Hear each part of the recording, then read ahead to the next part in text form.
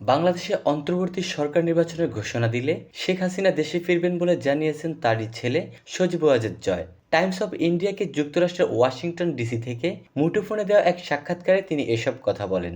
নোবেলজয়ী অর্থনীতিবিদ ডক্টর মোহাম্মদ ইউনূসের নেতৃত্বে অন্তর্বর্তী সরকারের দায়িত্ব গ্রহণের দিন জয় বলেন, আমি নিশ্চিত আওয়ামী লীগ নির্বাচনে অংশ নেবে, এমনকি আমরা নির্বাচনে জয়ী হতে পারি। বাংলাদেশে আমাদের বড় সমর্থক গোষ্ঠীও রয়েছে। ছাত্র জনতার আন্দোলনের মুখে 5ই আগস্ট ক্ষমতাচ্যুত হন প্রধানমন্ত্রী শেখ হাসিনা। এরপর তিনি বোন শেখ রেহানাকে নিয়ে ভারতে পালিয়ে যান। এর মধ্য দিয়ে তার নেতৃত্বে আওয়ামী লীগ সরকারের টানা 15 বছরের ক্ষমতার অবসান ঘটে। টাইমস অব ইন্ডিয়ার প্রতিবেদনে বলা হয়, বর্তমানে নেতৃত্ব শূন্যে ভুগছে আওয়ামী লীগ। বাংলাদেশের অনেক স্থানে দলটির নেতাকর্মীদের ওপর একের পর এক হামলার খবর আসছে। নিরাপত্তাহীনতায় আত্মগোপনে আছে দলটির সিংহভাগ নেতা। এমন পরিস্থিতিতে দলের হাল ধরার আগ্রহ প্রকাশ করেছেন শেখ হাসিনার ছেলে জয়।